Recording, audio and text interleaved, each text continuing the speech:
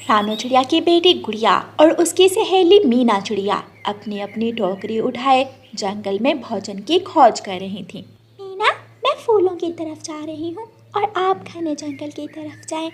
अगर मुझे कोई खाने की चीज़ मिली तो मैं आपको आवाज़ दे दूँगी और अगर आपको कुछ मिले तो मुझे बुला लेना।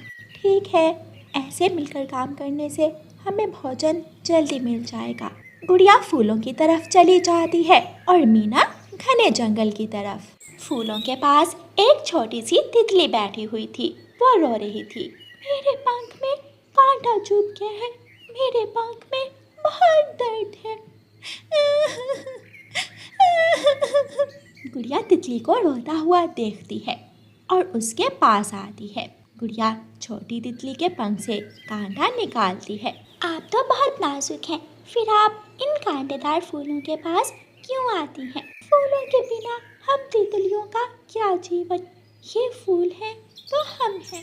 आपका शुक्रिया, आपने मेरी मदद की। मुझे अपने लिए भोजन लेने जाना है, क्या मैं अब जाऊं?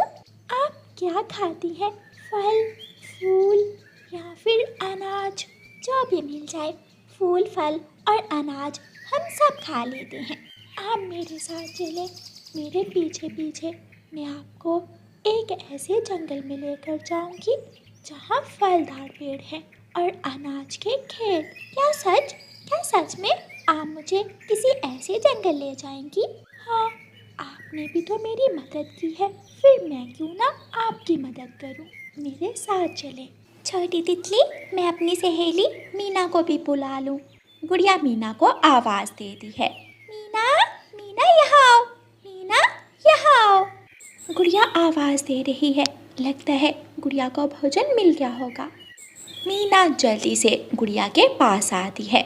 मीना, हमें हमारी इस छोटी दोस्त के साथ जाना है। फिर मीना और गुड़िया छोटी नाजुक तितली के साथ उड़ती हैं। वो तितली मीना और गुड़िया को घाटी के उस पार ले जाती है। घाटी के उस पार एक जंगल था। उस जंगल में फलदार पेड़ थे। मीना और गुड़िया इतने सारे फलदार पेड़ देखकर हैरान हो जाती हैं। गुड़िया, आपको इस जंगल से फल लेने के लिए पहले इस जंगल के राजा तोते के पास जाना होगा।